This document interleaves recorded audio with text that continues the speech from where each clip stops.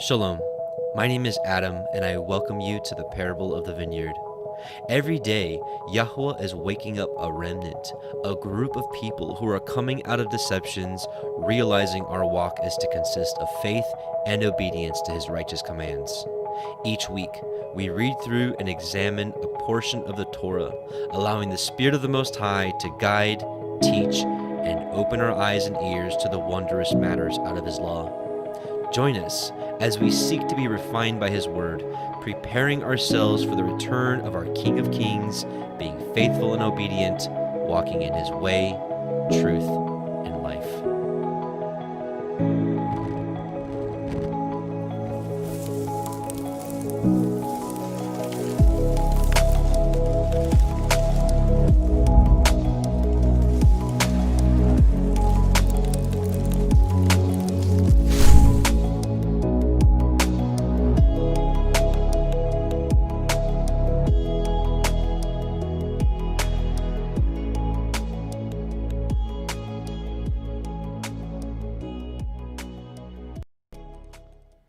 And Shabbat Shalom, and welcome back, brothers and sisters, to the Parable of the Vineyard Torah portions. This is week 3, Lech Lecha. We'll be going over Genesis chapters 12 through 17, and this is all about the call of Abraham out of his home country to go where Yahuah has sent him, which is, of course, ultimately Canaan, and, of course, the story as we know it. So this is a very, very interesting Torah portion and a lot to go over. I know I say that every time, but I got to tell you, before we get started, I haven't been this pumped up about this Torah portion cycle. I haven't been this pumped up in so long, and I have to tell you why. It's something that I just hadn't really studied out in depth before, which was the adding in the Targums. This year, I really felt like the Father was like Masoretic, which we'll be reading from the Sefer, of course, the Septuagint, which we kind of did last year, and also this year, not only the Dead Sea Scrolls, just checking the Dead Sea Scrolls version as well, or the manuscripts, but the Targums this year. And I kind of stayed away from the Targums because I really didn't know a whole bunch about them. Even growing up in Judaism, I really never heard of the Targums, as funny as that was. Or it's not funny, but you know what I mean, as interesting as that is. But I guess I always kind of just understood them, thought them to be like just rabbinic commentary and whatnot. But it's not that at all. It's really an Aramaic translation of the scriptures, and it's the oldest that we have. It's older than the Septuagint. It's at least 200 years older than the Septuagint. And I gotta tell you, I'm only through halfway through Exodus right now, but going through Genesis and going through Exodus halfway, and reading the Psalms and Isaiah and the Targums, brothers and sisters, this is a treasure hunt, and I'm really excited to share some of those findings with you this Torah portion cycle. So anyways, with that being said, I just want to let you know I'm pumped up in just an amazing way for his word. This feels like 2015 all over again, which was the year really coming to the Father through biblical cosmology, and well, of course, learning about the amazing ways of coming back to his Torah. So anyways, with that being said, let's pray and ask him to bless this, and let's move on to the study, because as always, we've got a lot to cover. So Heavenly Father, Most High, we just come before you in Yahusha's name, and we just thank you for, quite frankly, the desire to follow you, the desire to know you. And we know that we're not to glory in anything, but to glory in that this fact that we know and understand you and your word. And this is just more precious than anything that we can attain on this earth. So we thank you for that. And we just pray you continuously work and cultivate our heart, that we bring forth the right fruit that you so desire, and that you strengthen us, that we would never dare go to the left or the right hand of your way, of your narrow path. We love you, we bless you, and we pray that you open our eyes and ears to hearing the wondrous matters out of your Torah. In Yahusha's name, we pray in all these things. Amen and hallelujah. So let's get right into it, and we're gonna do a screen share. And actually, what we're gonna be doing, if just in case you missed the first couple weeks, we are doing the Word Audio Project, which is a dramatized version of reading the scriptures based off of the Sefer. I will warn you that these chapters are still in their kind of rough cut phase. There's no sound effects; it's just kind of the background music with the reading, and we're working on getting that finalized. So it's a massive undertaking, but we're very excited to do it. So if you hear me reading but you don't see my lips moving, it's because it's a pre-recorded reading of this audio. So we'll be doing that, and then we'll kind of go back and fill in some of the gaps. So actually, excuse me, I forgot to mention, before we get started, we're actually going to read the book of Jasher, chapter 11, verse 1 through chapter 12, verse 44. And this is a story that was completely taken out of the Septuagint and the Masoretic, but is included in Jasher and is actually confirmed in the Targums. This is one of the most amazing stories of Abraham that you may have never, ever heard. And this kind of fits the gap right before he's called out of the Ur of the Chaldees, which we're going to start with in Genesis chapter 12 tonight. But so before we do that, let's fill in this whole of the story that you may have never heard about Abraham. And again, this is book of Jasher, or Yashar, chapter 11. And Nimrod, son of Cush, was still in the land of Shinar, and he reigned over it and dwelt there, and he built cities in the land of Shinar. And these are the names of the 4 cities which he built, and he called their names after the occurrences that happened to them in the building of the tower. He called the first Babel, saying, because Yahweh there confounded the language of the whole earth, and the name of the second he called Eredj, because from there Elohim dispersed them. And the third he called Eredj, saying there was a great battle at that place. And the fourth he called Kalna, because his princes and mighty men were consumed there, and they vexed Yahweh, and they rebelled and transgressed against him. And when Nimrod had built these cities in the land of Shinar, he placed them in the remainder of his people, his princes, and his mighty men that were left in his kingdom. And Nimrod dwelt in Babel, and there he renewed his reign over the rest of his subjects. And he reigned securely, and the subjects and princes of Nimrod called his name Amraphel, which we'll actually see in Genesis 14. One of the kings is called Amraphel, but little do we know that the Masoretic hid the fact that Amraphel is Nimrod, saying that at the tower his princes and men fell through his means. Notwithstanding this, Nimrod did not return to Yahweh, and he continued in wickedness and teaching wickedness to the sons of men. And Mardon, his son, was worse than his father, and continued to add to the abominations of his father. And he caused the sons of men to sin. Therefore it is said, from the wicked goeth forth wickedness. At that time there was war between the families of the children of Ham, as they were dwelling in the cities which they had built. And Chedorlaomer, king of Elam, went away from the families of the children of Ham, and he fought with them, and he subdued them. And he went to the 5 cities of the plain, and he fought against them, and he subdued them, and they were under his control. And they served him 12 years, and they gave him a yearly tax. At that time died Nahor, son of Serug, in the 49th year of the life of Abram, son of Terach. And in the 50th year of the life of Abram, son of Terach, Abram came forth from the house of Noah, and went to his father's house. And Abram knew Yahweh, and he went in his ways and instructions, and Yahweh his Elohim was with him. So it's really interesting that Noah and Shem kind of had this kind of school training up in the ways of Yahweh.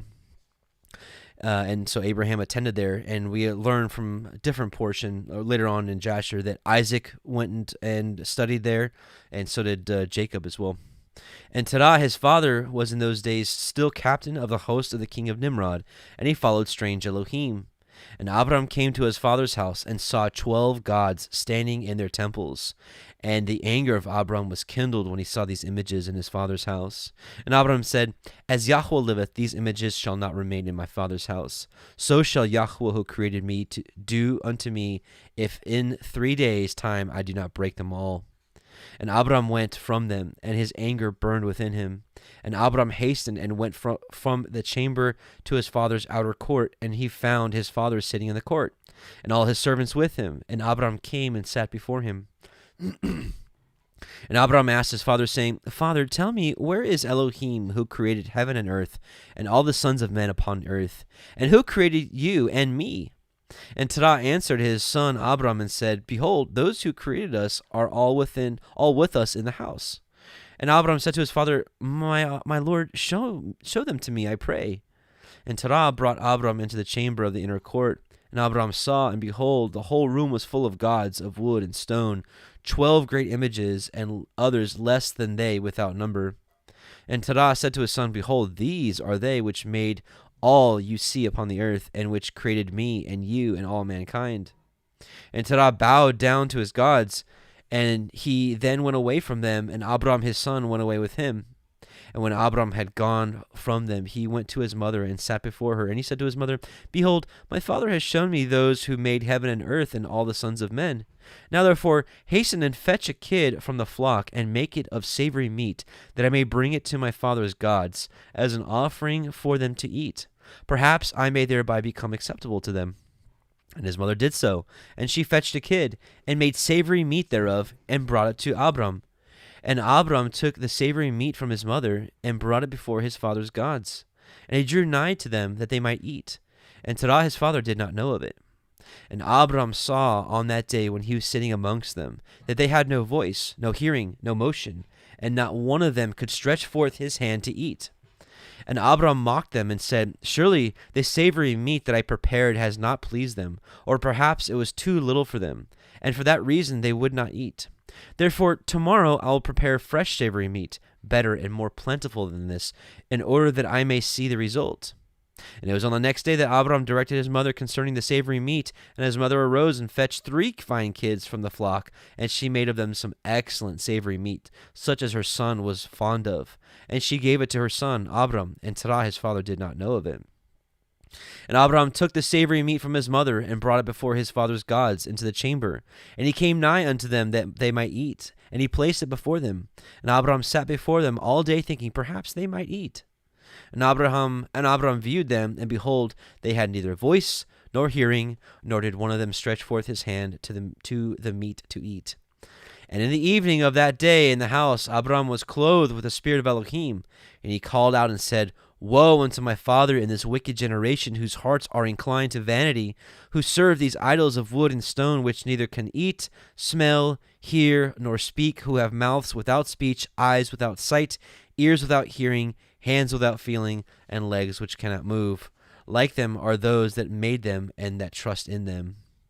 And when Abram saw all these things, his anger was kindled against his father, and he hastened and took a hatchet in his hand, and came unto the chamber of the gods, and he broke all his father's gods. And when he had done breaking these images, he placed the hatchet in the hand of the great God which was there before them, and he went out. And Terah his father came home, for he had heard at the door the sound of the striking of the hatchet. So Terah came into the house to know what this is all about. I just realized I wasn't screen sharing. Sorry. And Terah, having heard the noise of the hatchet in the room of images, ran to the room to the images, and he met Abram going out. And Terah entered the room and found all the idols fallen down and broken, and the hatchet in the hand of the largest which was not broken. And the savory meat which Abram his son had made was still before them. And when Terah saw this, his anger was greatly kindled, and he hastened and went from the room to Abram. And he found Abram his son still sitting in the house, and he said to him, What is this work which you have done to my gods? And Abram answered Terah his father and said, Not so, my lord, for I have brought savory meat before them. And when I came nigh to them with the meat, that they might eat, they all at once stretched forth their hands to eat before the great one had put forth his hand to eat. And the large one saw their works that they did before him, and his anger was violently kindled against them. And he went and took the hatchet that was in the house, and came to them and broke them all. And behold, the hatchet is yet in the hand, as thou seest. So Abraham was saying that the biggest god chopped down all the other gods because they tried to eat that food first, and so obviously he's being silly. And Terah's anger was kindled against his son Abram when he spoke this. And Terah said to Abram his son in anger, What is this tale that you have told? Thou speakest lies to me. Is there in these gods spirit, soul, or power to do all that you have told me? Are they not wood and stone? And have I not made them myself? And Canst you speak such lies, saying that the large God was with them, smote them? It is you that did place the hatchet in the hands, and then sayest he smote them all. And Abram answered his father, and said to him, And how canst you then serve these idols, in whom there is no power to do anything? Can these idols in which do truest deliver you? Which you trustest deliver you? Can they hear thy prayers when thou callest upon them? Can they deliver thee from the hands of thy enemies? Or will they fight thy battles for thee against thy enemies? That thou shouldst serve wood and stone, which neither can speak nor hear? And now surely it is not good for thee, nor for the sons of men that are connected with you, to do these things. Are you so silly, so foolish, or so short of understanding, that you will serve wood and stone, and do after this manner? And forget Yahuah Elohiym, who made heaven and earth, and who created you in the earth, and thereby bring a great evil upon your souls in this matter by serving stone and wood? Did not our fathers in days of old sin in this matter, and Yahuah Elohiym of the universe brought the waters of the flood upon them and destroyed the whole earth? And how can you continue to do this and serve gods of wood and stone, who cannot hear or speak or deliver you from oppression, thereby bring you down the anger of Elohim of the universe upon you? Now therefore, my father, refrain from this, and bring not evil upon thy soul and the souls of thy household. And Abraham hastened and sprang forth from before his father, and took the hatchet from his father's largest idol, with which Abraham broke it, and ran away. And Terah, seeing all that Abraham had done, hastened to go from his house, and he went to the king, and he came before Nimrod, and stood before him, and he bowed down to the king, and the king said, What do you want? And he said, I beseech you, my lord, hear me. Now 50 years back a child was born to me, and thus has he done to my gods, and thus has he spoken. And now therefore, my lord and king, send for him, that he may come before you, and judge him according to the law, that we may be delivered from his evil. Which, by the way, I don't think we read this last week, but long story short, the birth of Abraham was marked by an astronomical alignment that all of Nimrod's advisors saw, and they said that, hey, this amazing alignment can mean nothing other than Abraham, who was born today. He's going to destroy your kingdom, and so on and so forth. So Nimrod commanded Terah to give Abraham to him so he can kill him and destroy the prophecy.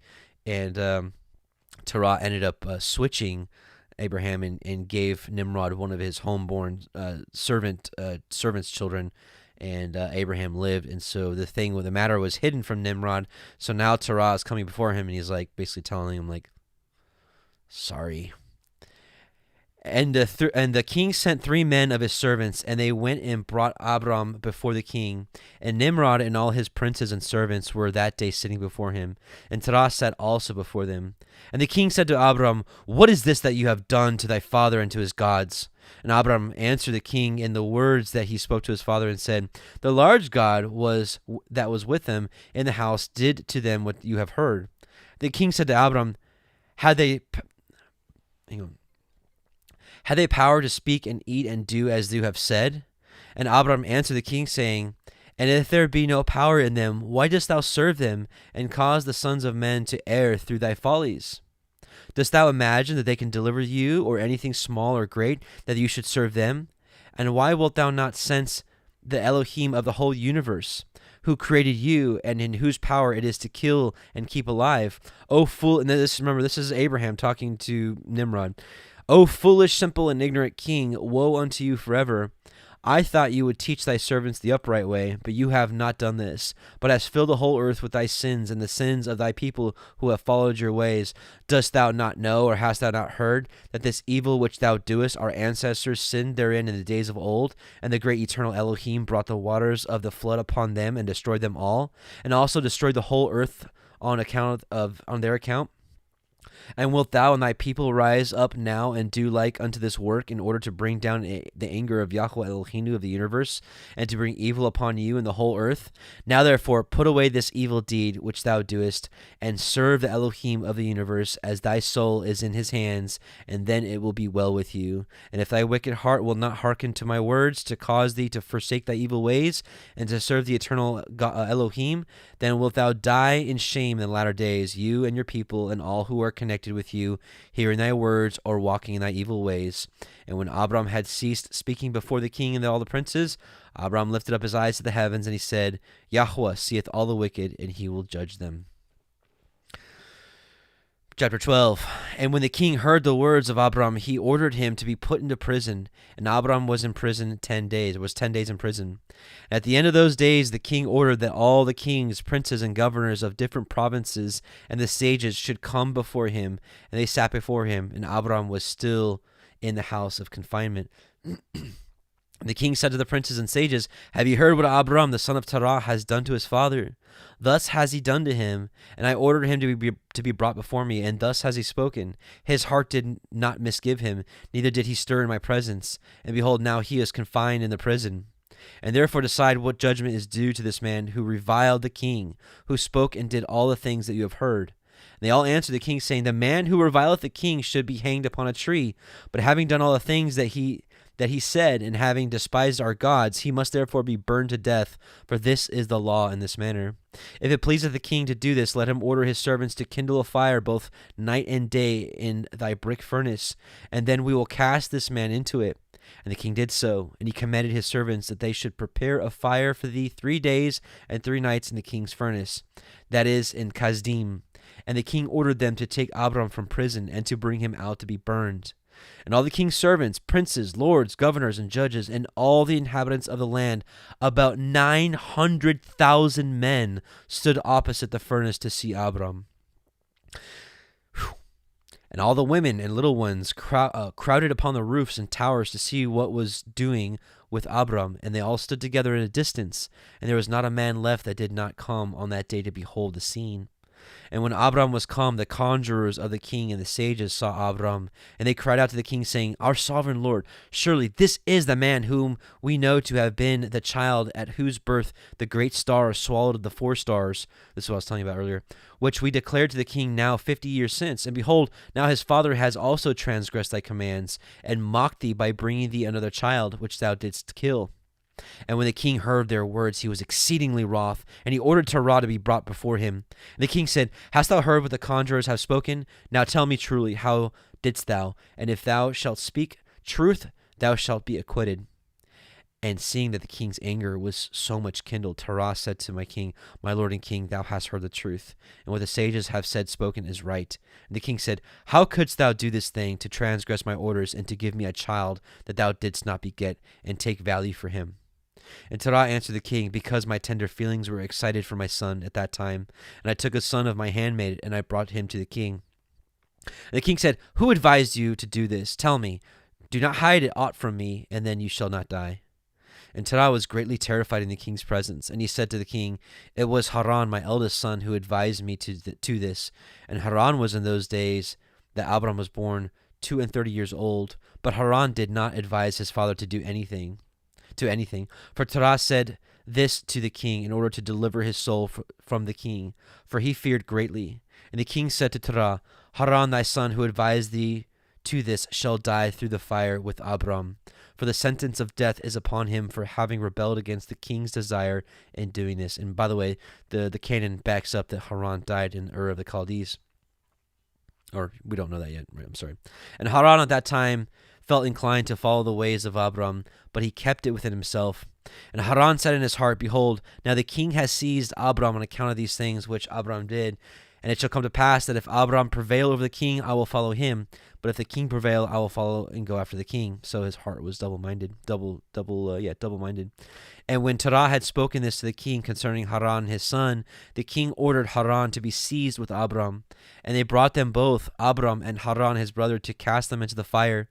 And all the inhabitants of the land, and the king's servants and princes, and all the women and little ones were there standing that day over them.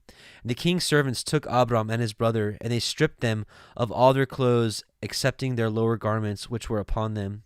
And they bound their hands and feet with linen cords. And the servants of the king lifted them up and cast them both into the furnace.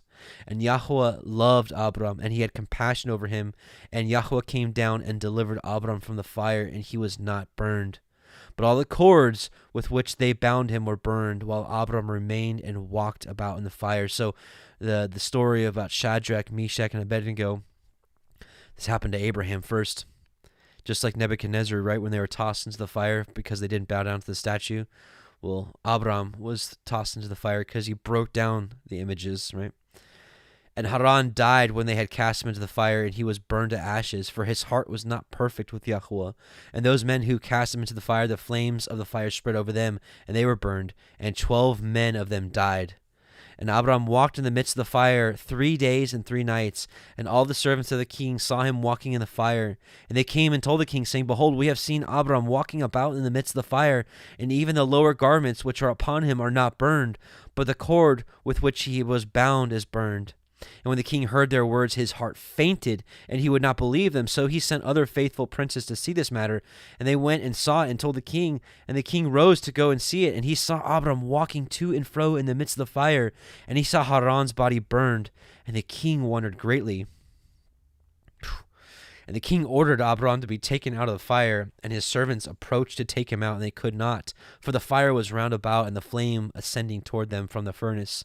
And the king's servants fled from it. And the king rebuked them, saying, Make haste and bring Abram out of the fire, that you shall not die. And the servants of the king again approached to bring Abram out. And the flames came upon them and burned their faces, so that 8 of them died.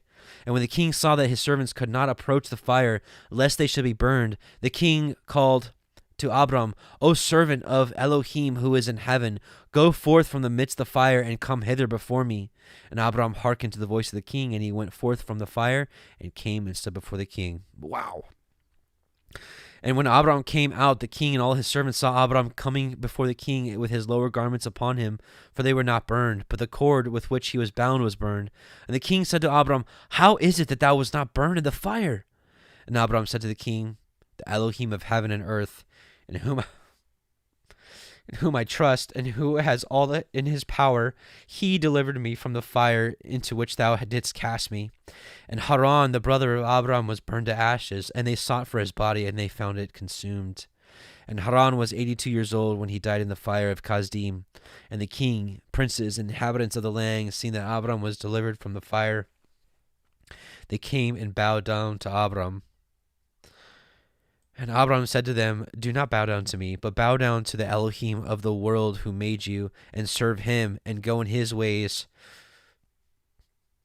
For it is he who delivered me from out of this fire, and it is he who created the souls and the spirit of all men, and formed man in his mother's womb, and brought him forth into the world, and it is he who will deliver those who trust in him from all pain. Hallelujah. Wow. And this thing seemed wonderful in the eyes of the king and princes, that Abram was saved from the fire, and that Haran was burned. And the king gave Abram many presents, and he gave him his 2 head servants from the king's house. The name of the one was Onai, and the name of the other was Eliezer. And that became the head of Abram's house, right? And all the kings and princes and servants gave Abram many gifts of silver and gold and pearl, and the king and his princes sent him away, and he went in peace. And Abram went forth from the king in peace, and many of the king's servants followed him. About 300 men joined him. And Abram returned on that day and went to his father's house, he and the men that followed him. And Abram served Yahuah, his Elohim, all the days of his life.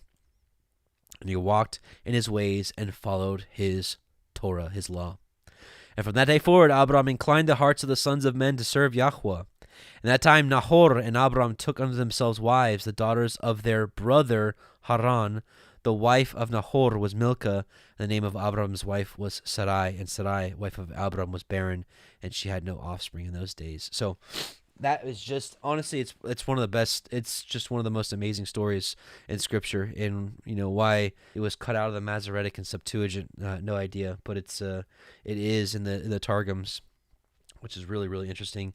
But, last week we were talking about how I had always wondered how Abraham was able to marry his sister and it not be against Torah, because we've seen that the Torah was certainly alive well before Mount Sinai. And thanks to Jasher and the Targums, we find out that Sarah was actually his niece.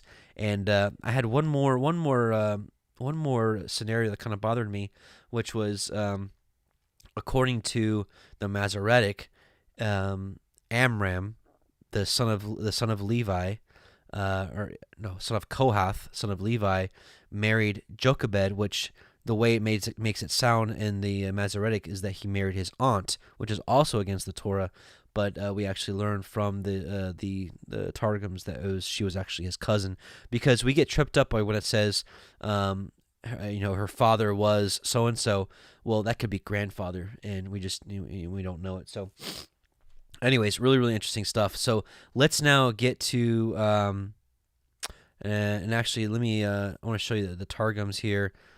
Second to last paragraph. I want to read this for you. This is the Targums.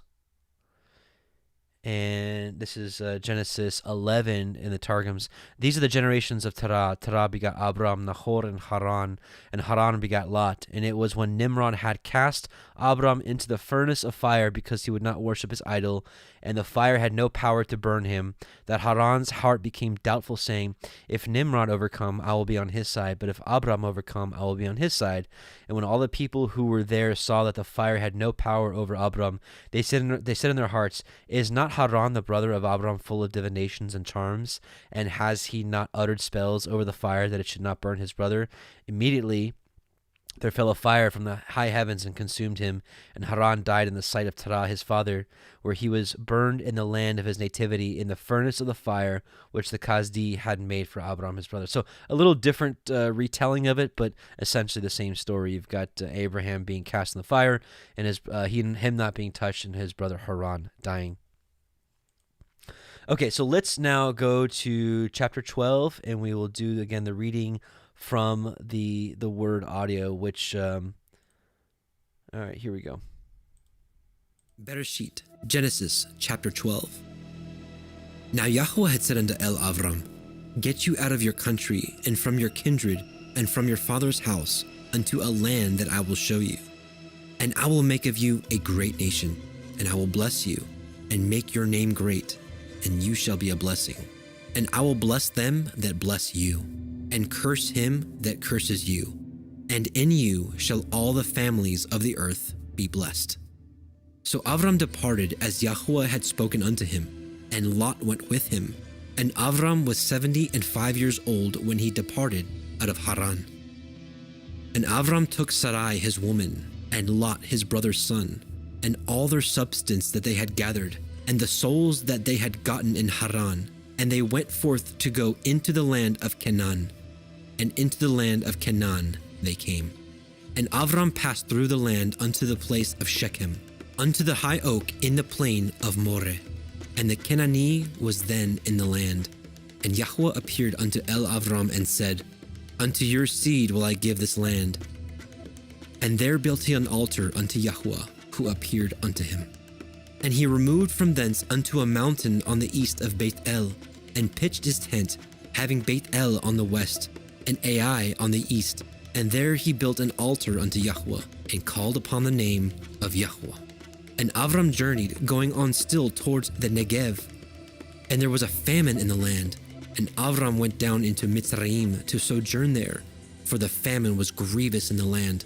And it came to pass, when he had come near to enter into Mitzrayim, that he said unto Sarai his woman, behold now, I know that you are a fair woman to look upon. Therefore it shall come to pass, when the Mitzrayim shall see you, that they shall say, this is his woman, and they will kill me, but they will save you alive. Say, I pray you, you are my sister, that it may be well with me for your sake, and my soul shall live because of you. And it came to pass, that when Avram was come into Mitzrayim, the Mitzrayim beheld the woman that she was very fair. The princes also of Pharaoh saw her, and commended her before Pharaoh, and the woman was taken into Pharaoh's house. And he entreated Avram well for her sake. And he had sheep, and oxen, and he-asses, and men-servants, and maid-servants, and she-asses, and camels. And Yahuwah plagued Pharaoh and his house with great plagues because of Sarai, Avram's woman. And Pharaoh called Avram and said, what is this that you have done unto me? Why did you not tell me she was your woman? Why said you, she is my sister, so I might have taken her to me to be my woman? Now therefore, behold, your woman, take her and go your way. And Pharaoh commanded his men concerning him, and they sent him away, and his woman, and all that he had. Okay, so chapter 12. It's always a question that I have is, would we be willing to leave everything we have at the drop of a dime, or whatever that saying is? Would you be willing to leave everything you have in an instant if Elohim was like, go, right? And actually, a lot of you are kind of doing that. A lot of you have been kind of heeding the call to leave the coasts, leave the big cities, and find something a little deeper in the heartland of this country, seeing what's coming on this country. But more so, I always wonder what it's going to be like that day when he comes and gathers us. I've been recently thinking that it might be something like when the two angels came to Sodom and Gomorrah, and they're like, let's go. We need to go now. You've got just a minute. Grab what you can and let's go. Don't turn back. Remember Lot's wife, like Yahusha says in Luke, the book of Luke. So, with everything that's going on, and because I really do believe that those that believe in Messiah, keep his commandments, will be the wise virgin, the ready bride. And I really believe that he takes those people out of harm's way. It's going to be a very small people. I mean, it's going to be a drop in the bucket compared to the 2 billion professing Christians on this earth. It's going to be just a drop in the bucket.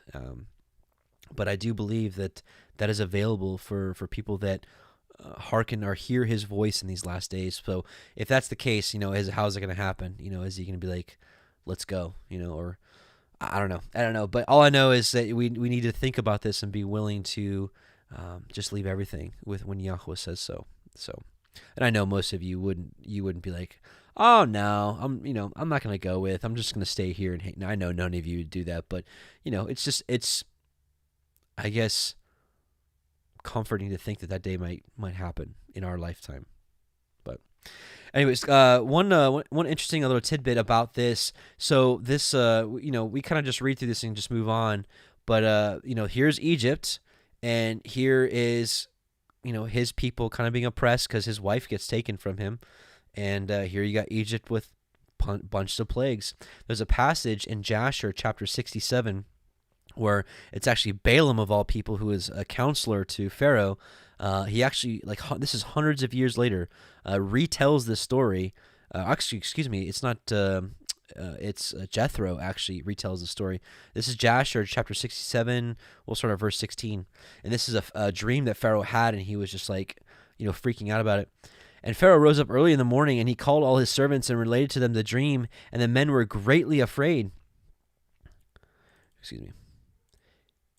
And the king said to all his wise men, I interpret, I pray you, the dream which I had dreamed, that I may know it.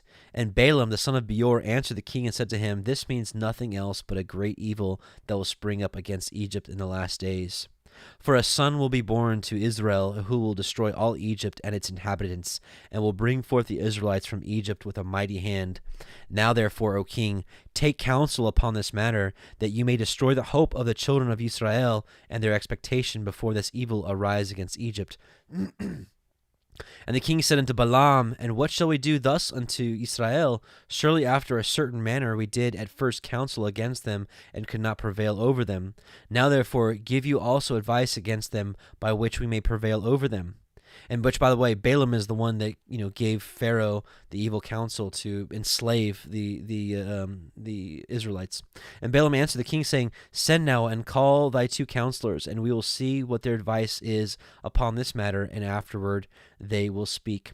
And the king sent and called his two counselors, Reuel the Midianite and Job the Uzite. Yes, this is Job. And they came and sat before the king. And the king said to them, behold, you have both heard the dream which I have dreamed, and the interpretation thereof.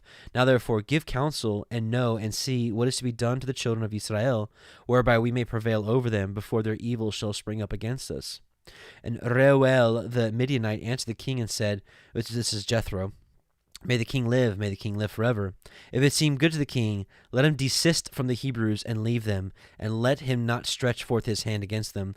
For these are they whom Yahuah chose in days of old, and took as the lot of his inheritance from amongst all the nations of the earth, and the kings of the earth. And who is there that stretcheth his hand against them with impunity, of whom their Elohim was not avenged? Surely thou knowest that when Abraham went down to Egypt, Pharaoh, the former king of Egypt, saw Sarah his wife, and took her for a wife, because Abraham said, "She is my sister," for he was afraid lest the men of Egypt should slay him on account of his wife. And when the king of Egypt had taken Sarah, then Elohim smote him and his household with heavy plagues, until he restored unto Abraham his wife Sarah, and then he was healed. And so anyways, and he also retells the same thing that happens to Abimelech. So this story is so major that it's told, this is what, probably hundreds of, maybe 100, 150 years later. So this is a major, major event. So just something to take into consideration. All right, so let's move on to chapter 13. Give me a second. And here we go. Bereshit, Genesis chapter 13. And Avram went up out of Mitzrayim, he and his woman and all that he had, and Lot with him, into the Negev. And Avram was very rich in cattle, in silver and in gold. And he went on his journeys from the Negev even to Bethel, unto the place where his tent had been at the beginning, between Bethel and Ai, unto the place of the altar which he had made there at the first, and there Avram called on the name of Yahuah. And Lot also, which went with Avram, had flocks and herds and tents. And the land was not able to bear them, that they might dwell together, for their substance was great, so that they could not dwell together. And there was a strife between the herdsmen of Avram's cattle and the herdsmen of Lot's cattle. And the Canaanite and the Perizzite dwelled then in the land.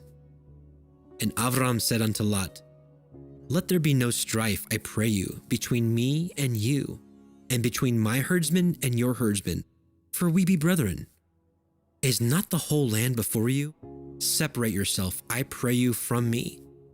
If you will take the left hand, then I will go to the right. Or if you depart to the right hand, then I will go to the left. And Lot lifted up his eyes and beheld all the circle of the Yarden, that it was well watered everywhere, before Yahuah destroyed Sodom and Amorah, even as the garden of Yahuah, like the land of Mitzrayim, as you come unto Zoar. Then Lot chose him all the circle of the Yarden, and Lot journeyed east, and they separated themselves the one from the other. Avram dwelt in the land of Canaan, and Lot dwelt in the cities of the circle of the Yarden, and pitched his tent towards Sodom. But the men of Sodom were wicked and sinners before Yahuah exceedingly. And Yahuah said unto Avram, after that Lot was separated from him, Lift up your eyes, and look from the place where you are, northward, and southward, and eastward, and westward. For all the land which you see, to you will I give it, and to your seed forever. And I will make your seed as the dust of the earth, so that if a man can number the dust of the earth, then shall your seed also be numbered. Arise, walk through the land in the length of it, and in the breadth of it, for I will give it unto you. Then Avram removed his tent, and came and dwelt in the plain of Mamre, which is in Hebron, and built there an altar unto Yahuah. Okay, short little chapter, but interesting nonetheless. I will say it's, there's so many parallels in the Torah as to like things that repeat in types and shadows and patterns. And when it says right here, and Avram went up out of Mitzrayim, he and his woman and all he had, and Lot with him, into the Negev. Well, really the word that's used there, wilderness, and actually in the Septuagint it actually reads wilderness. It says into the wilderness, and it just makes me think of what's to come with the Israelites with Moses, kind of like our spiritual wilderness journey now. Messiah Yahusha in the wilderness being tempted. Just so many different parallels there. And then verse 2, it says, and Abraham was very rich in cattle and silver and gold. Again, here's another parallel. Just like the Israelites left Egypt into the wilderness, very rich. So that's what happened to Abraham as well. So Exodus 12:35-38. And the children of Israel did according to the word of Moshe, and they borrowed of the Egyptians jewels of silver and jewels of gold and raiment. And Yahuah gave the people favor in the sight of the Egyptians, so that they lent unto them such things as they required, and they spoiled the Egyptians. And the children of Israel journeyed from Ramesses to Sukkot, about 600,000 on foot, that were men besides children, and a mixed multitude went up also with them, and flocks and herds, even very much cattle. So they left rich. And so it happened with Abraham, it happened with Moses and the people coming out, and quite frankly, it happened to the children leaving Babylon. Well, at least all the treasures that were stored from the temple were kind of returned to them. And there's tons of prophetic. I didn't pull them all up for today because it'd be such a big rabbit trail, but the same promise is for the final regathering, when he gathers all of his people to New Jerusalem. Well, the kings of the earth are going to bring all their riches, they're just going to bring all their riches to New Jerusalem and give it unto Yahuah and his people. So it's just amazing stuff how things kind of just repeat in patterns like that. I want to read a little snippet from verse 9 in the Targum. So verse 9, it says, "And contentions arose between the shepherd of Abram's flock and the shepherds of the flock of Lot. For the shepherds of Abram had been instructed by him not to go among the Canaanites and the Perizzites, who as yet had power in the land, and to restrain the cattle, that they should make no depredation." So basically, there was like some borders that they were supposed to keep to, and apparently Lot's cattle, his herdsmen would let him kind of go into the land of the Canaanites that was not sectioned off for them. And so, Abraham's like, I don't want to steal, I don't want that to happen, because they were running out of room, and so I guess, maybe they weren't doing it like to be, to be thieves, but nevertheless, they needed the extra space. And so that's when they're like, let's just separate. It also says here that Sodom and Gomorrah was well watered everywhere before Yahuah destroyed it, even as the garden of Yahuah, like the land of Mitzrayim. And just wanted to share a couple things here. Ezekiel, showing that Sodom, one of their sins was that they had plenty, they had overabundance, and because of that, their hearts were lifted up. Ezekiel 16, 49-50, "Behold, this was the iniquity of thy sister Sodom, pride, fullness of bread," that's an overabundance, "an abundance of idleness was in her and in her daughters, neither did she strengthen the hand of the poor and needy, and they were haughty and committed abomination before me, therefore I took them away as I saw good." Also, verse 13, "But the men of Sodom were wicked and sinners exceedingly before Yahuah." Here's just a small snippet. We'll be reading more of this next portion when it actually deals with Sodom and Gomorrah, but here's just a small snippet. Chapter 18 book of Jasher, chapter 18 verses 11-15. "In those days, all the people of Sodom and Gomorrah and the whole 5 cities were exceedingly wicked and sinful against Yahuah, and they provoked Yahuah with their abominations.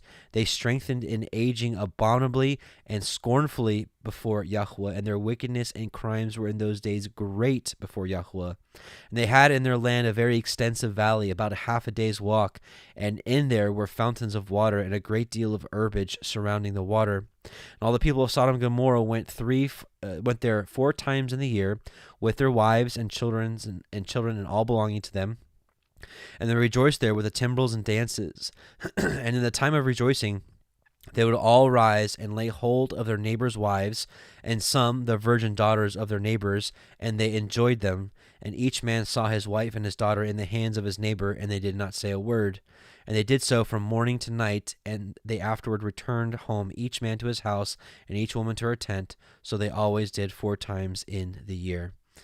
And man, I can just only imagine their thought processes of like why they would do that. I bet they'd be like, "Oh, yeah, it's for the good of the community, so we just." I mean, it's like what chaos. Like if everybody's sleeping with each other, like you don't know whose child is really whose, but I bet they're like, "See, we're all one." And I bet those are the kind of doctrines they'd have. I can just only imagine they'd be like, "Oh, we just need to come together and we just need to be all one big family, and so we need to share each other and don't withhold a thing from each other." And this is real community, right? And man, well, how disgusting. I mean, can you imagine those of you that are parents, seeing your daughter, with your, like, what, 13, 14-year-old virgin daughter, just, have your neighbor having his way with. I mean, that is just, like, beyond me. It's just disgusting. And this is just a small snippet of some of the stuff they did. Another snippet from the Targums that says, "And the men of Sodom were depraved in their wealth, one with another, and they sinned in their bodies, and they sinned with open nakedness and the shedding of innocent blood, and practiced strange worship, and they rebelled greatly against the name of Yahuah." And then I also want to read Jasher, a little snippet in Jasher 13, verses 1 through 4. "And Terah took his son Abram and his grandson Lot, and the son of Haran, and Sarai his daughter-in-law, the wife of his son Abram, and all the souls of his household, and went with them from Ur-Kasdim to go into the land of Canaan. And when they came as far as the land of Haran, they remained there, for it was exceedingly good land for pasture, and of sufficient extent for those who accompanied them. And the people of the land Haran saw that Abram was good and upright with Elohim and men, and that Yahuah his Elohim was with him. And some of the people of the land of Haran came and joined Abram. And he taught them the instruction of Yahuah and his ways. And these men remained with Abram in his house, and they adhered to him.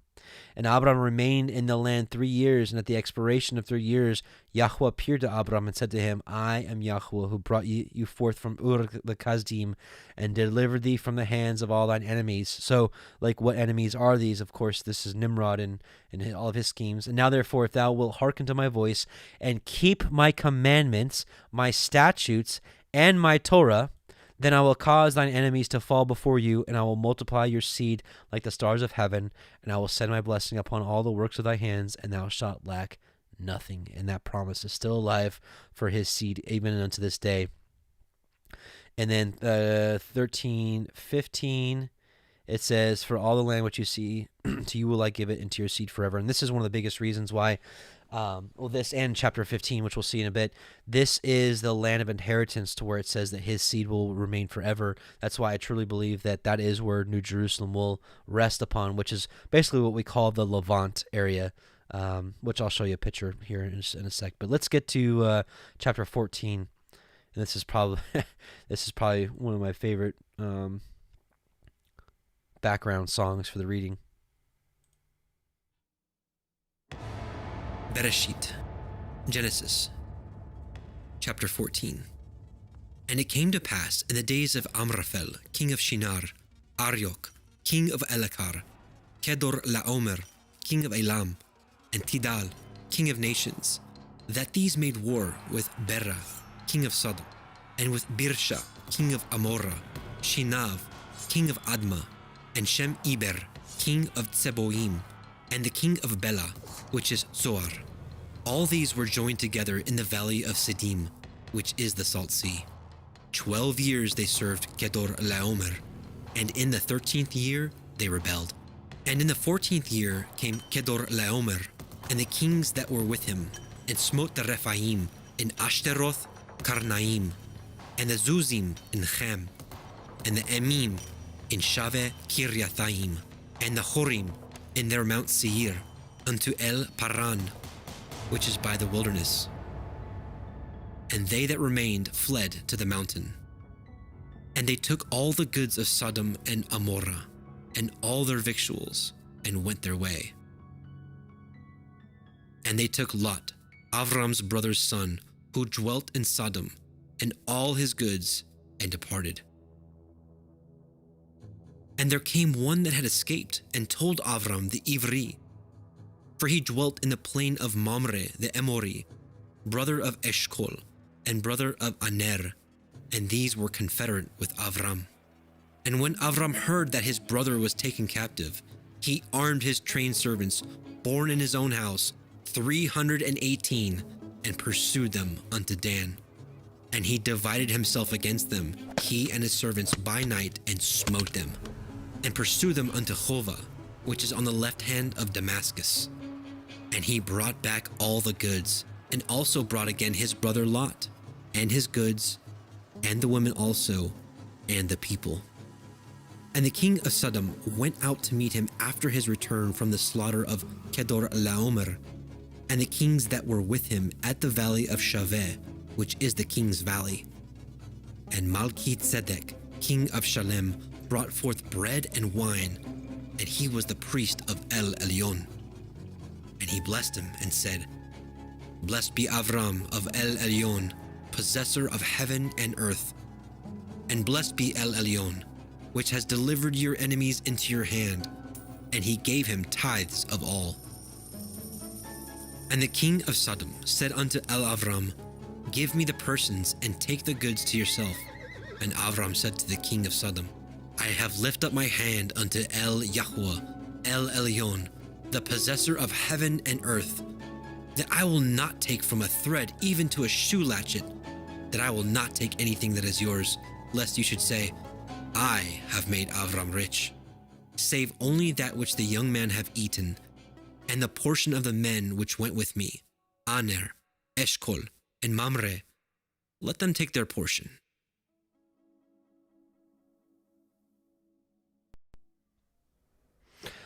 Okay, so this is the other great part about playing these recordings is we get to see any errors. And so I also commission any of you out there that hear these recordings and follow along. If we make any mistakes, let us know. This is going to be a great opportunity to clean up some things. So somehow a big chunk got cut out, and I'm not sure why, but this is a good opportunity to fix it. So real quick, it missed this. And then when they returned, they came to Ein Mishpat, which is Kadesh, and smote all the country of the Amalekim, and also the Amorim that dwelt in Chatzon Tamar. And there went out king of Sodom, and the king of Amorah, and the king of Admah, and the king of Zeboim, and the king of Bela, the same as Zoar. And they joined battle with them in the valley of Siddim, with Kedorlaomer, king of Elam, and with Tidal, king of nations, and Amraphel, king of Shinar, which we saw is Nimrod, and Arioch, king of Elakar, 4 kings with 5. And the valley of Siddim was full of slime pits, and the kings of Sodom and Amorah fled and fell there, and they that remained fled to the mountain. So somehow that all got cut out. So I apologize, but again, this is a good way for us to kind of see what we need to edit and fix. This is all just rough stuff, but it is interesting that this is like just a major battle. You got 4 kingdoms versus 5 kingdoms, and Kedorlaomer and his kings, they're going around and killing all the giants and people that rebel. It's just, this is like this is some of the stuff that we've seen in Hollywood, like these major battles. I can imagine this is where they get some of this material from, and maybe the thought processes of these major battles that happen throughout the ages. So just absolutely amazing. So verse 16, and he brought back all the goods, and also brought against him his brother Lot and his goods, and is with him. It's amazing. I think one of the texts say that the Abraham and his 318 men, they went up against like 800,000 people and destroyed all their armies. Like, how does that happen other than the power of Yahuah in doing a miracle?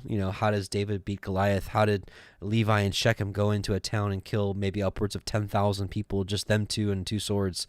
Well, of course, Yahuah was with them. So it's absolutely amazing to imagine that we serve this very same creator that gives power unto men. Verse 18, it says, Malki-Tzedek, king of Salem, brought forth bread and wine, and he was the priest of El Elyon. Well, it so happens that this Melchizedek is actually named, and it is Shem, which it's actually confirmed by the Targums, and I'll show you. We're going to read Joshua 16, 1 through 12. And that time Kedorlaomer, king of Elam, sent out all the neighboring kings to Nimrod, king of Shinar. So it says it tells you right there that's who Amraphel is, who is then under his power, and to Tidal, king of the Goyim, or nations, and to Arioch, king of Elasar, with whom he made a covenant, saying, Come up to me and assist me, that we may smite all the towns of Sodom and its inhabitants, for they have rebelled against me these 13 years. And these 4 kings went up with all their camps, about 800,000 men, as they were there, and smote every man they found in the road. And the 5 kings of Sodom and Gomorrah, Shinab, king of Admah, Shemeber, king of Zeboim, and Bera, king of Sodom, Bersha, king of Gomorrah, and Bela, king of Zoar, went out to meet them, and they all joined together in the valley of Siddim.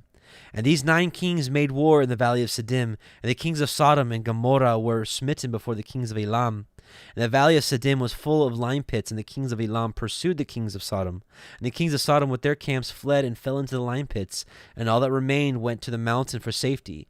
And the 5 kings of Elam came after them and pursued them to the gates of Sodom. And they took all that was in Sodom, all that were there in Sodom. And they plundered all the cities of Sodom and Gomorrah, and they also took Lot, Abraham's brother, and his property, and they seized all the goods of the cities of Sodom.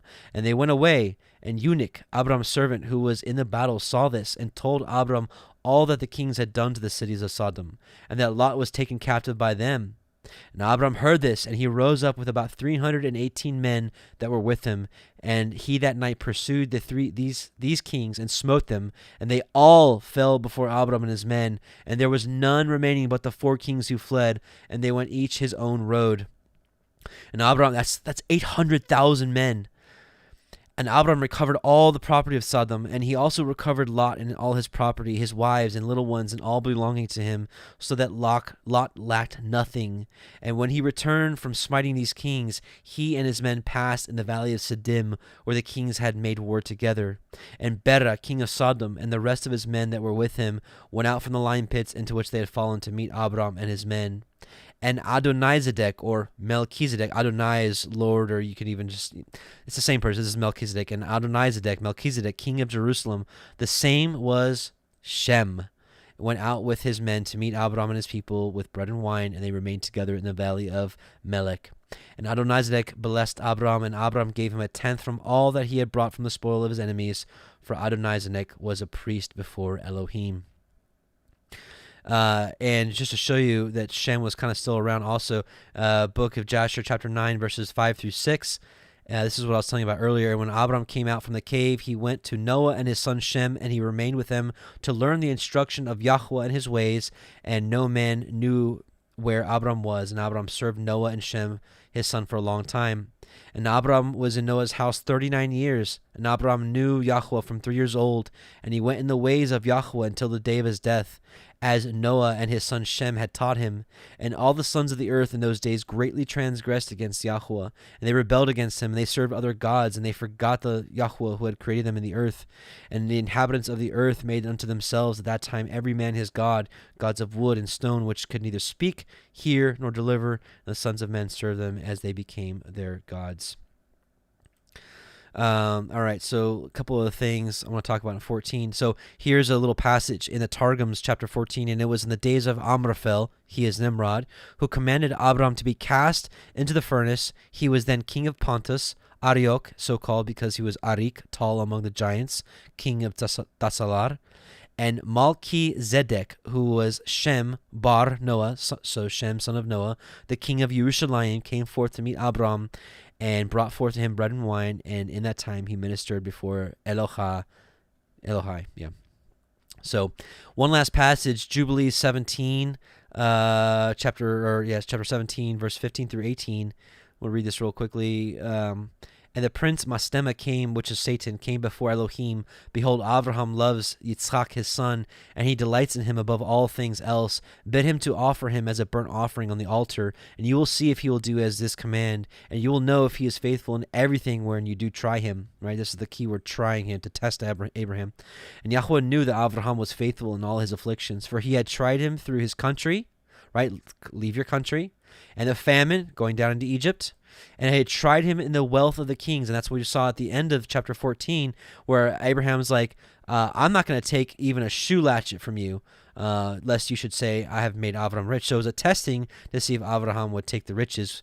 And he had tried him again through his woman when she was torn from him, and with circumcision, and tried him through Ishmael and Hagar, his maidservant, when he sent them away. So it was 10 tests that Abraham passed, all 10.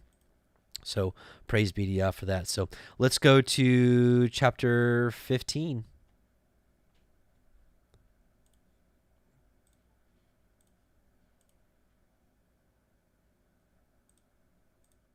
Bereshit, Genesis chapter 15. After these things, the word of Yahuah came unto Avram in a vision, saying, Fear not, Avram, I am your shield, and your exceeding great reward. And Avram said, Adonai Yahuah, what will you give me, seeing I go childless, and the steward of my house is this Eliezer of Damascus? And Avram said, Behold, to me have you given no seed, and lo, one born in my house is my heir.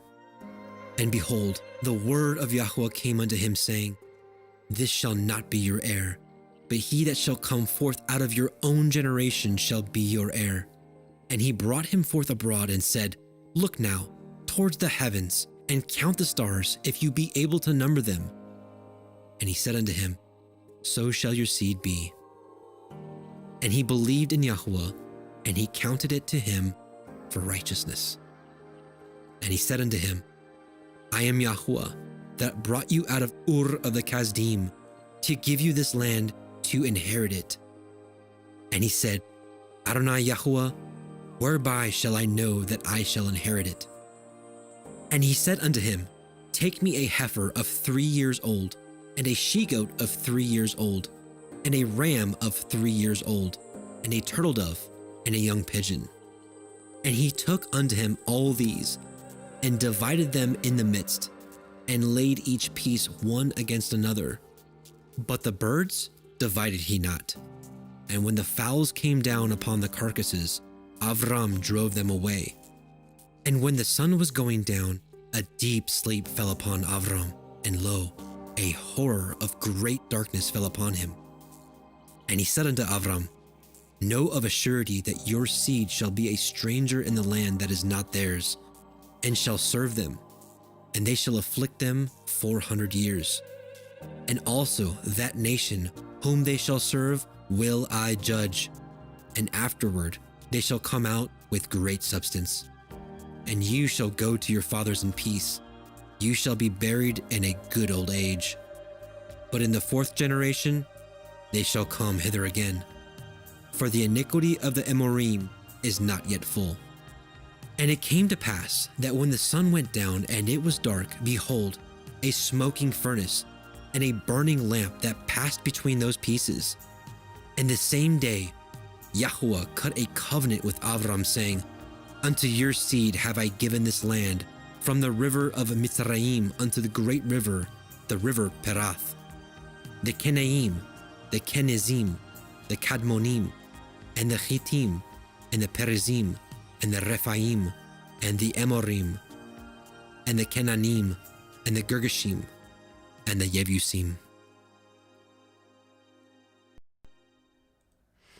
Man, what a good chapter. I want to share this with you. Some of you may be familiar with this, but you know, when Yahuah says, look up to the stars and see if you can number them, so shall your seed be. There's quite a bit more to that than meets the eye. And there's a video I would love for you to test. It's called Enoch 43, Identity of the Stars in Heaven Revealed. And we actually start off with, this verse in Genesis 15.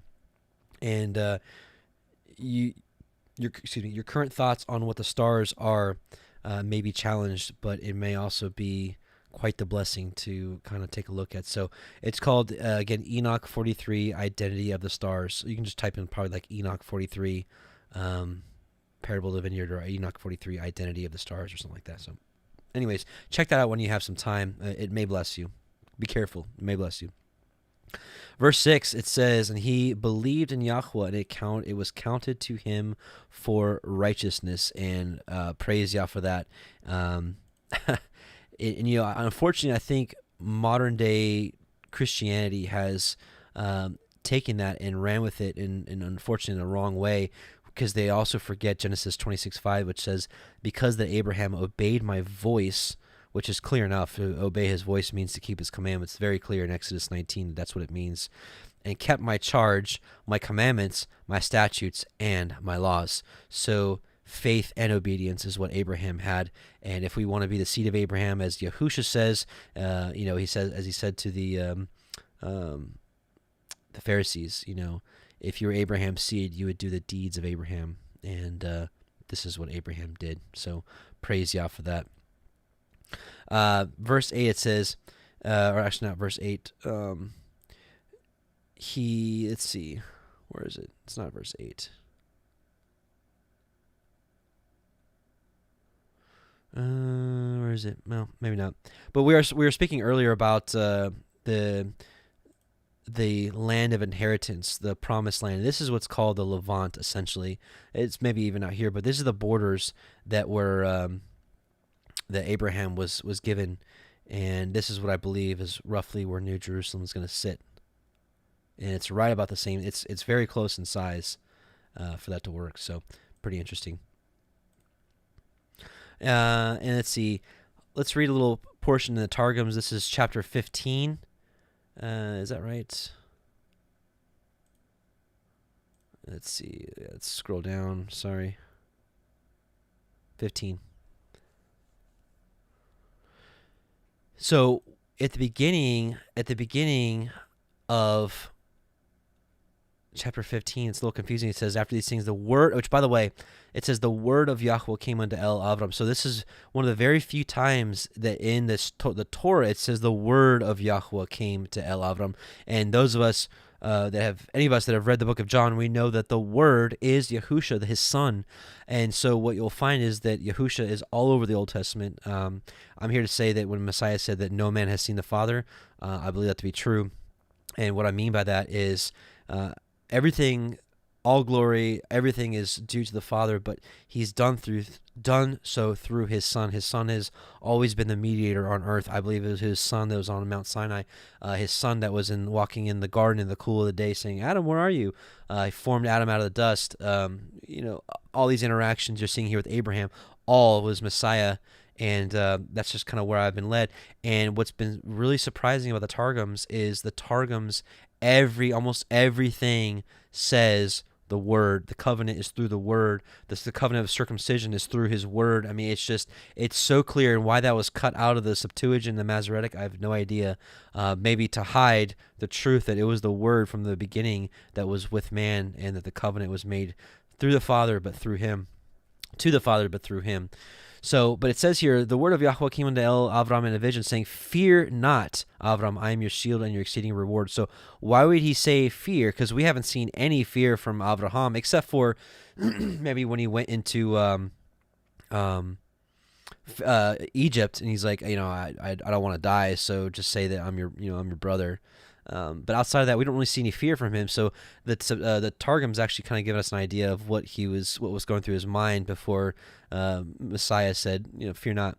After these words, this is chapter 15. After these words, when the kings had gathered together and had fallen before Abraham, and 4 kings had been slain, and the 9 hosts brought back, Abraham reasoned in his heart and said, woe to me, because I have received the reward of my appointments in this world, and have no portion in the world to come. Or peradventure the brethren and friends of those who have been slain will combine in legions and come against me. Or at that time there was found with me the reward of a little righteousness, so that they fell before me.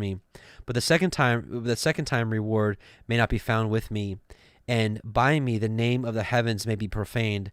Thereupon was the word of Yahuah with Abram in a vision, saying, fear not.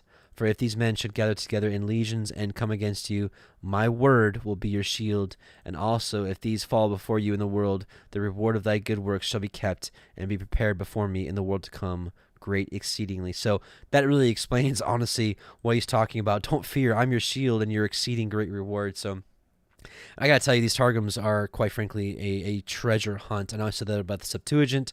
I really believe that even more so with the Targums, and I'm really excited to go over these with you all. So anyways, let's get into chapter 16. Excuse me. Bereshit, Genesis, chapter 16. Now Sarai, Avram's woman, bore him no children, and she had a handmaid, a Mitzri, whose name was Hagar. And Sarai said unto Avram, behold now, Yahuah has restrained me from bearing. I pray you, go in unto my maid. It may be that I may obtain children by her. And Avram hearkened to the voice of Sarai.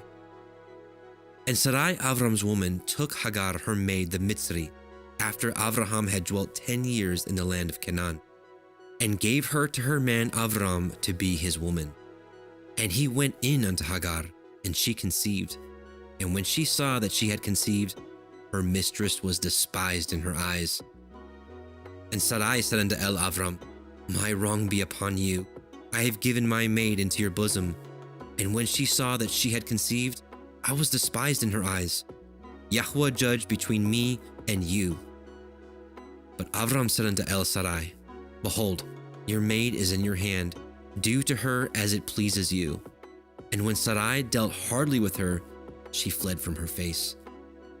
And the angel of Yahuah found her by a fountain of water in the wilderness, by the fountain in the way to Shur. And he said, Hagar, Sarai's maid, whence came you, and whither will you go? And she said, I flee from the face of my mistress Sarai. And the angel of Yahuah said unto her, Return to your mistress, and submit yourself under her hands.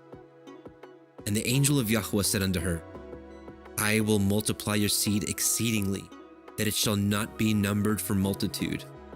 And the angel of Yahuah said unto her, Behold, you are with child, and shall bear a son, and shall call his name Ishmael, because Yahuah has heard your affliction.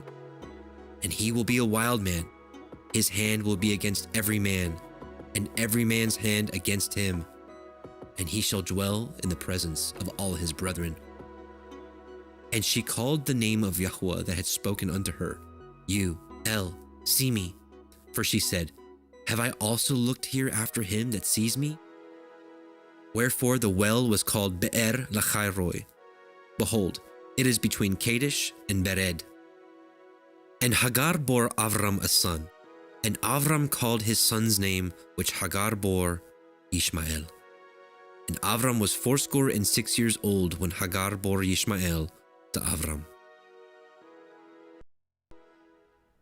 Okay, so a couple things here. It's interesting. I kept highlighting the angel of Yahuah, and I don't have the verses up here, so I'm not going to waste your time searching for them. But it's funny. I was actually had a few minutes, had a little bit of spare time last night, and I saw that Rob Skiba and Zen Garcia were doing a Genesis reading, and I click on it, and sure enough, they're reading this Torah portion, and Zen was reading the Targums, and it was very clear that Hagar had associated the angel of Yahuah with the word of Yahuah.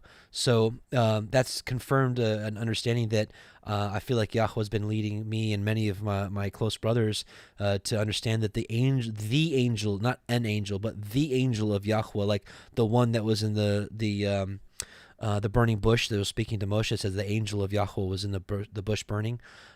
So Hagar connects the word of Yahuah as being the angel of Yahuah. So I gotta tell you, this is why the Targums has been such a treasure hunt, because I'm seeing Messiah now clearer and more than I've ever seen. It is just an absolute blessing and just amazing. So let's take a look at a couple things. Let's look at the book of Jasher, chapter 16, 23 through, 16. We're going to, was that 23 through 33. And Sarai, the daughter of Haran, Abram's wife,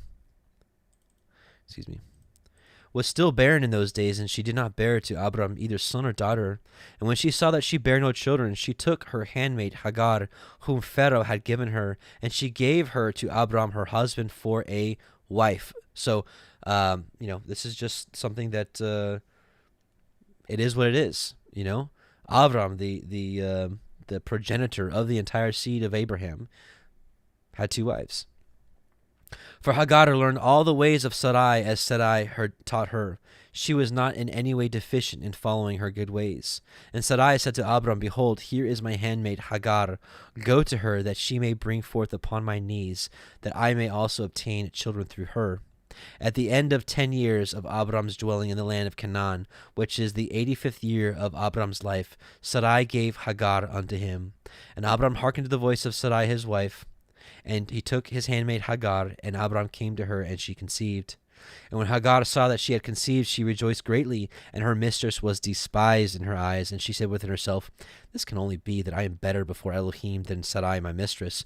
For all the days that my mistress has been with my Lord, she did not conceive. But me, Yahuah has caused in so short time to conceive by him. And when Sarai saw that Hagar had conceived by Abram, Sarai was jealous of her handmaid.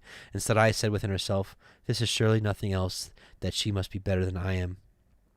And Sarai said unto Abram, my wrong be upon you. For at the time when thou didst pray before Yahuah for children, why didst thou not pray on my account, that Yahuah should give me seed from you? And when I spake to Hagar in thy presence, she despised my words, because she has conceived, and thou wilt say nothing to her. May Yahuah judge between me and you for what you have done to me. So basically she's saying that Abraham is the wrong because Hagar disrespected her in the presence of Abraham, and Abraham didn't say anything. And Abraham said to Sarai, behold, thy handmaid is in your hand. Do unto her as it may seem good in your eyes. And Sarah afflicted her, and Hagar fled from her to the wilderness. Also, we'll take a look at Jubilees 17. Give me a second here. Jubilees 17, 16 through 17. I think we already read that. Yeah, okay. Well, it's the same thing we read. And so this is talking about the 10 trials of Abraham. So one of Abraham's trial was, and he had tried him through Ishmael and Hagar, his maidservant, when he sent them away. But yeah, that's actually further down the road when Ishmael was like 13, I think. So the Targums read a couple things. But Sarah, the wife of Abraham, had not borne to him, but he had a handmaid, an Egyptian, and her name was Hagar, a daughter of Pharaoh, whom he gave to him as a handmaid at the time that he received her, being struck by the word from before Yahuah. And she gave thanks before Yahuah, whose word spake to her, and thus said, thou art he who livest, art eternal, who seest, but art not seen. For she said, behold, here is revealed the glory of the Shekinah of Yahuah after a vision. So, anyways, it's just interesting that Hagar is in fact royalty. Hagar was given to Sarah as a handmaid when Abraham and Sarah went into Egypt, and Pharaoh took Sarah, and Pharaoh was struck with plagues. Gave him, riches and cattle, and apparently one of his daughters. So Hagar is royalty. So interesting, very interesting. All right, last chapter. Let's go to 17, and we'll finish up this Torah portion. Give me just a second. Bereshit, Genesis, chapter 17. And when Avram was 90 years old and 9, Yahuah appeared to Avram and said unto him, I am El Shaddai, walk before me and be perfect, and I will make my covenant between me and you, and will multiply you exceedingly. And Avram fell on his face, and Elohim talked with him, saying, As for me, behold, my covenant is with you, and you shall be a father of many nations. Neither shall your name any more be called Avram, but your name shall be Abraham. For a father of many nations have I made you. And I will make you exceeding fruitful, and I will make nations of you, and kings shall come out of you. And I will establish my covenant between me and your seed after you in their generations for an everlasting covenant, to be Elohim unto you, and to your seed after you. And I will give unto you, and to your seed after you, the land wherein you are a stranger, all the land of Canaan, for an everlasting possession, and I will be their Elohim. And Elohim said unto Avram, You shall guard my covenant therefore, you and your seed after you in their generations. This is my covenant which you shall guard, between me and you and your seed after you. Every male child among you shall be circumcised. And ye shall circumcise the flesh of your foreskin, and it shall be a sign of the covenant betwixt me and you. And he that is 8 days old shall be circumcised among you, every male child in your generations. He that is born in your house, and he that is bought with your money must need to be circumcised. And my covenant shall be in your flesh for an everlasting covenant. And the uncircumcised male child whose flesh of his foreskin is not circumcised, that soul shall be cut off from his people. He has broken my covenant. And Elohim said unto Abraham, As for Sarai your woman, you shall not call her name Sarai, but Sarah shall be her name.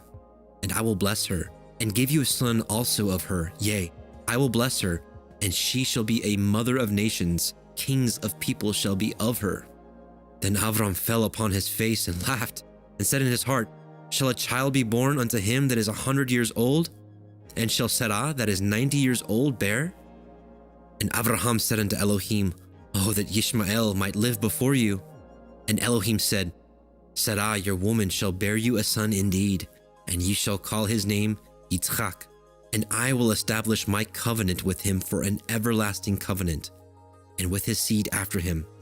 And as for Ishmael, I have heard you. Behold, I have blessed him, and will make him fruitful, and will multiply him exceedingly. 12 princes shall he beget, and I will make him a great nation. But my covenant will I establish with Yitzchak, which Sarah shall bear unto you at this set time in the next year. And he left off talking with him, and Elohim went up from Abraham.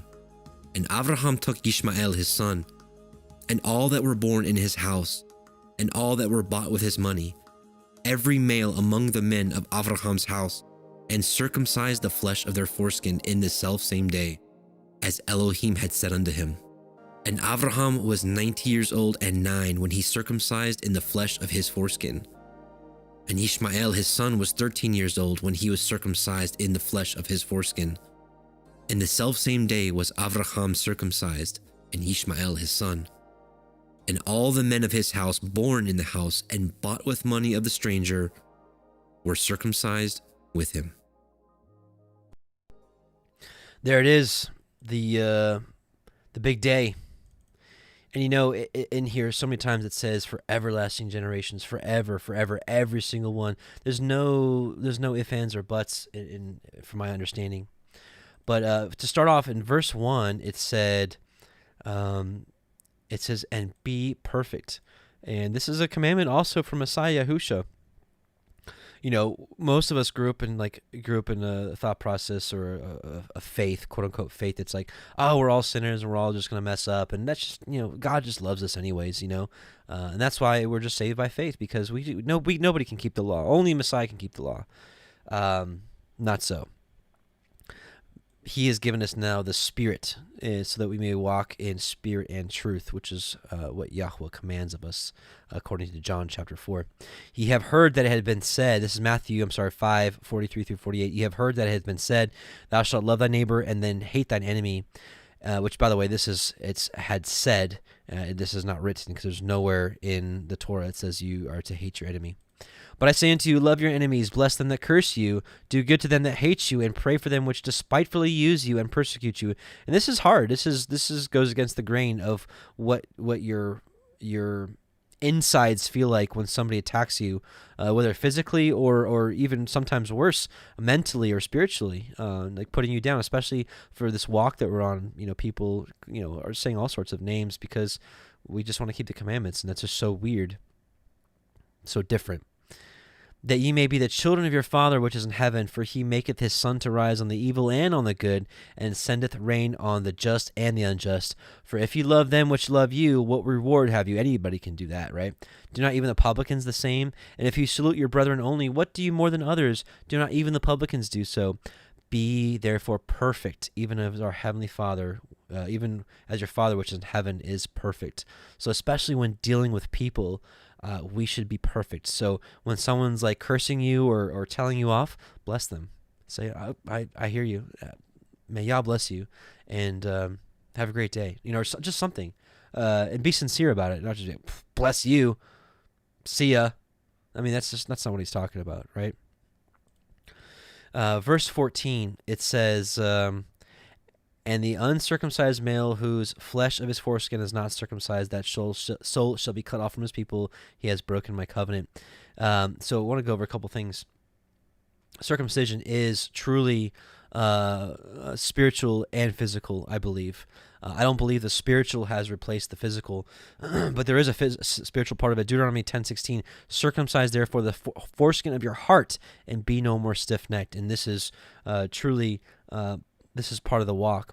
But for someone to say it's only the spiritual and not the physical, I think is wrong. That goes along the same lines as saying, when Messiah said, "You have heard that it has been said of old time, thou shalt not commit adultery. But I say unto you, if a man has lusted after a woman in his heart, he has committed adultery in his heart already." So same thing with you have heard that it is said, "You shall." Thou shalt not kill, but I say unto you, he who hates his brother in his heart has committed murder already in his heart.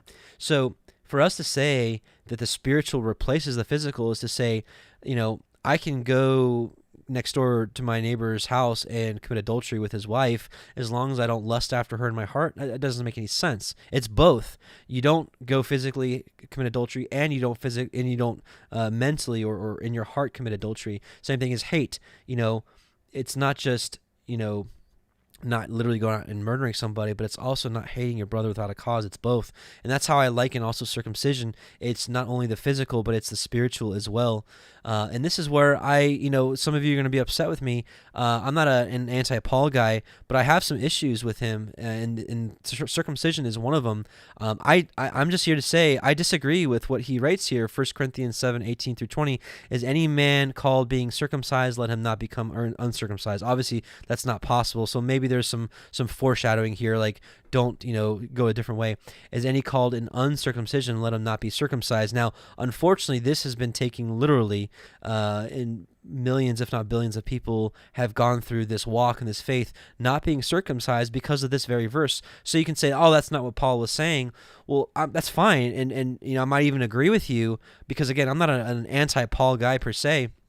But I have some issues with some of his words and some of the fruit they have borne, and some of the fruit that's been born of this very verse is people not getting circumcised. And I believe that if we were to have to take a side, whether it be Genesis 17 or 1 Corinthians 7, I'm taking Genesis 17's word for it. That's the Torah, because even in the Torah itself says, if anybody leads you away from the commandments, that's me testing you.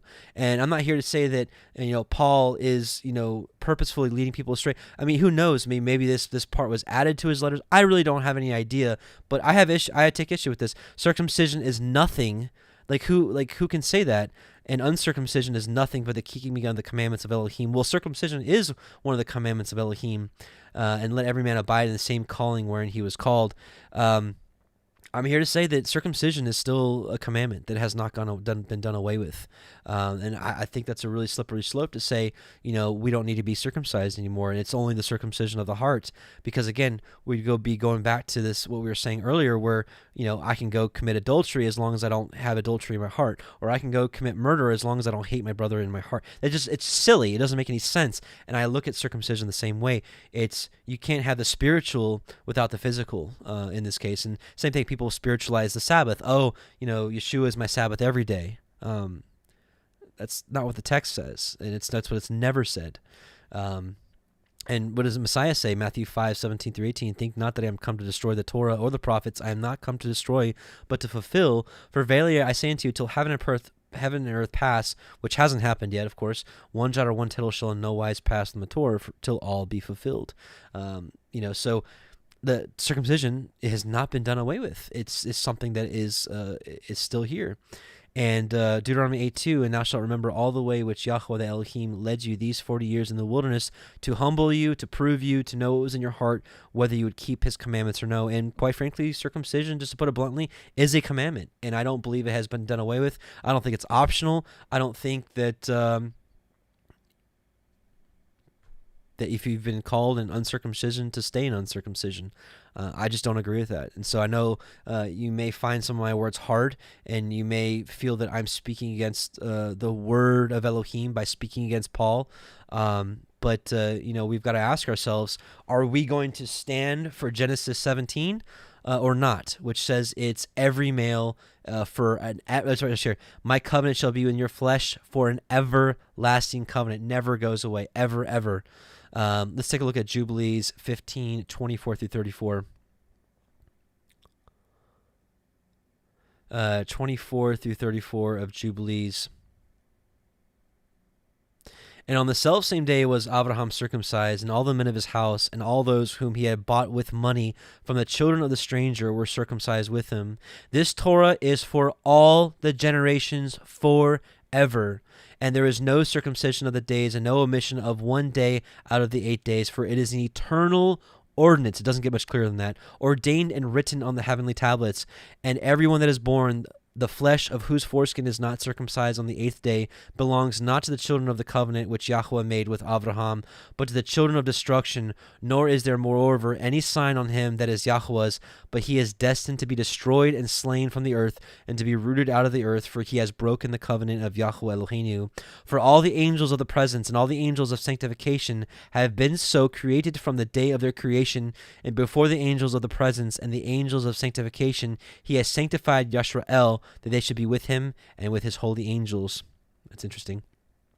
And do you command the children of Yisrael, and let them observe the sign of this covenant for their generations as an eternal ordinance, and they will not be rooted out of the land. For the commandment is ordained for a covenant, that they should observe it forever among all the children of Yisrael. For Yishmael and his sons and his brothers and Esau, Yahuah did not cause to approach him, and he chose them not because they are the children of Abraham, because he knew them, but he chose Yisrael to be his people, and he sanctified it and gathered it from amongst all the children of men. For there are many nations and peoples, and all are his, and over all has he placed ruachot in authority to lead them astray from him. That's interesting, right? He says, I create the good and the evil.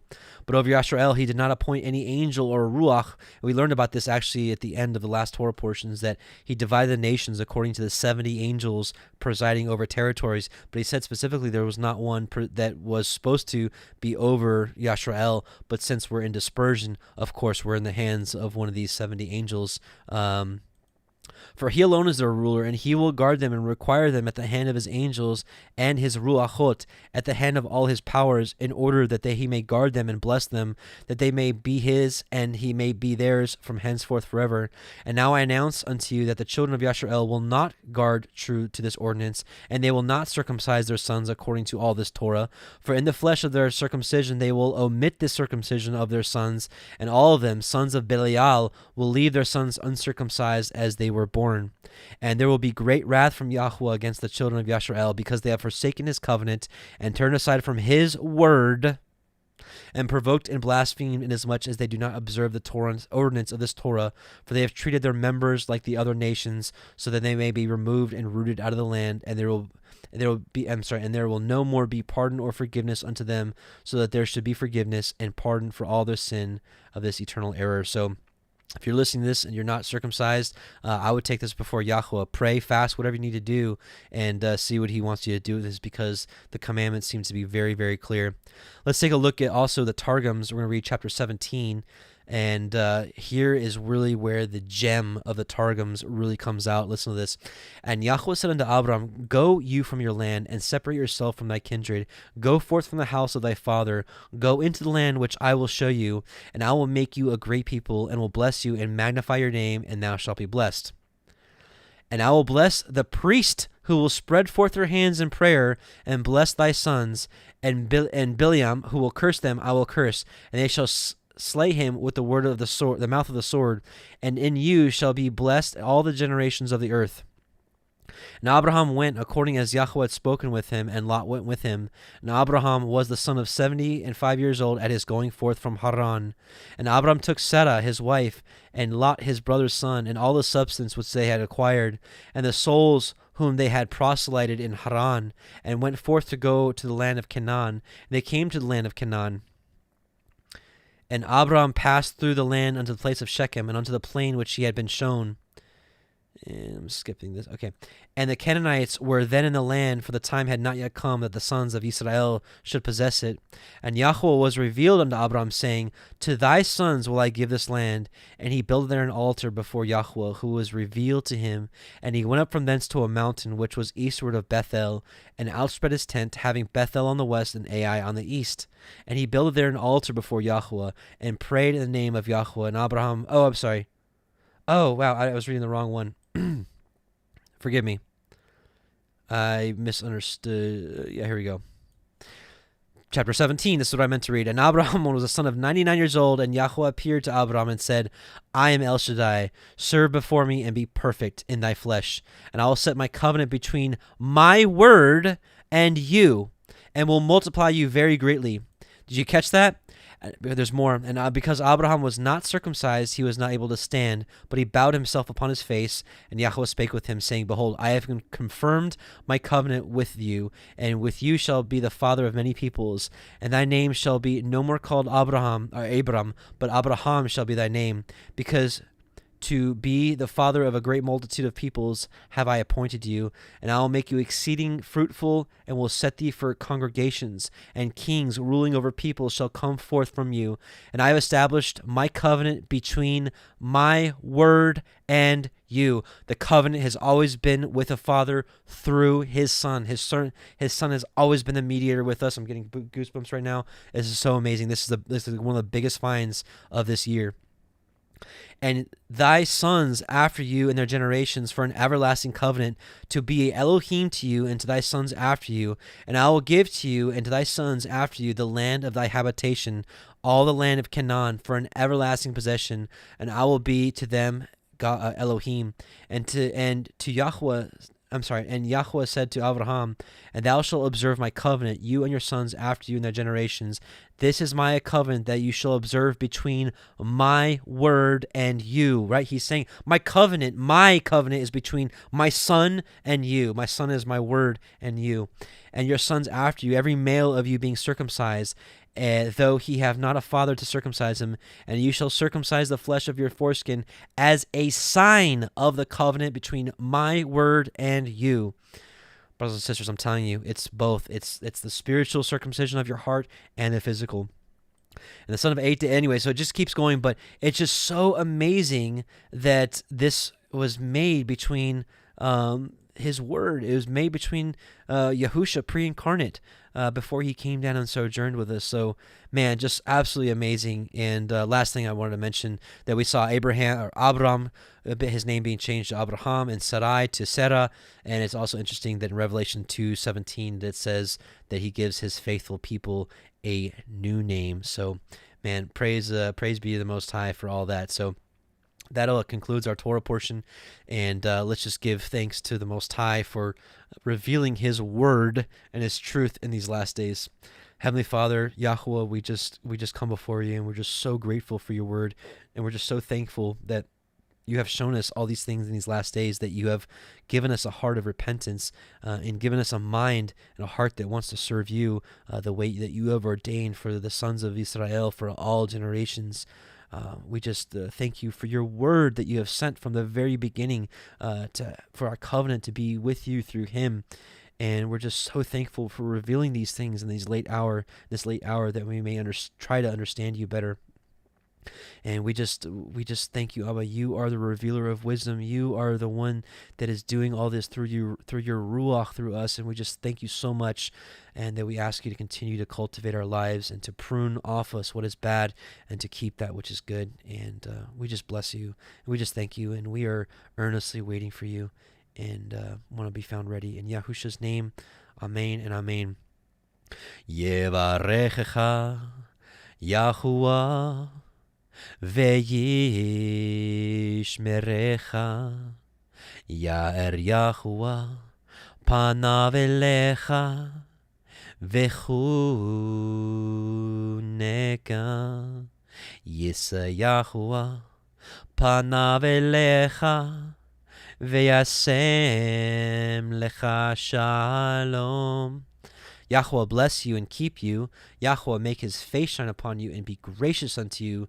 Yahuah lift up his countenance upon you and give you shalom. Shabbat shalom, brothers and sisters. It was great studying with you. I pray that it was a blessing for you, but more importantly, I pray that this was a sweet savor before the Most High, and we'll see you soon. Shabbat shalom. Rest well, brothers and sisters. We'll talk to you soon.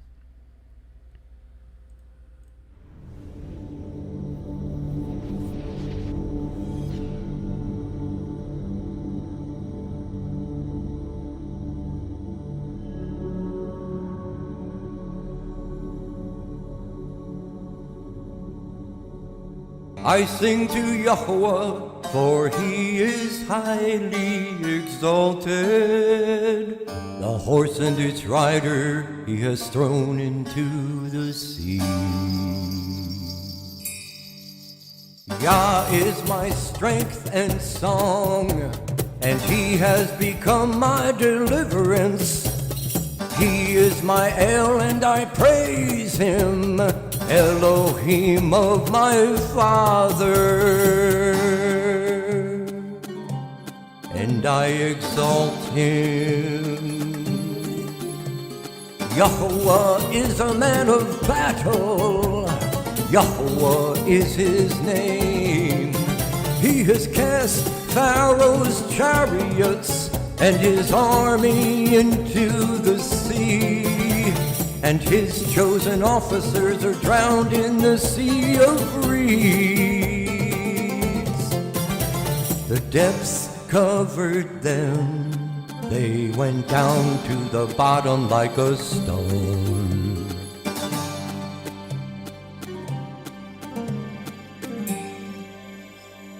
Your right hand, O Yahuah, has become great in power. Your right hand, O Yahuah, has crushed the enemy. And in the greatness of your excellence, you pulled down those who rose up against you. You sent forth your wrath, it consumed them like stubble. And with the wind of your nostrils, the waters were heaped up.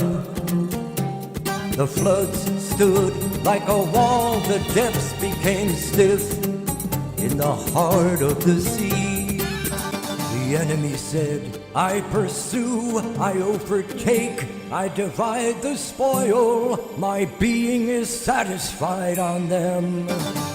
I draw out my sword, my hand destroys them.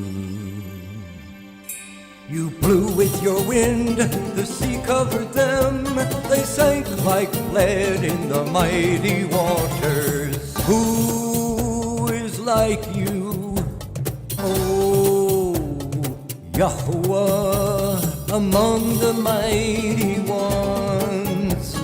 Who is like you, great in Kodeshah, awesome in praises, working wonders? You stretched out your right hand, the earth swallowed them. In your kindness, you led the people whom you have redeemed. In your strength, you guided them to your Kodesh dwelling.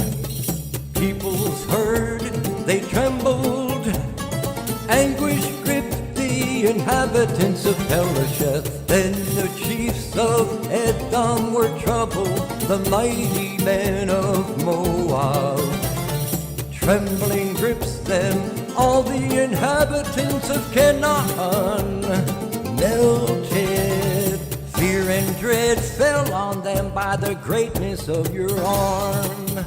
They are as silent as a stone. Until your people pass over, O Yahuah. Until the people whom you have bought pass over. You bring them in and plant them in the mountain of your inheritance, in the place, O Yahuah, which you have made for your own dwelling, the Mikdash, O Yahuah, which your hands have prepared. Yahuah reigns forever and ever.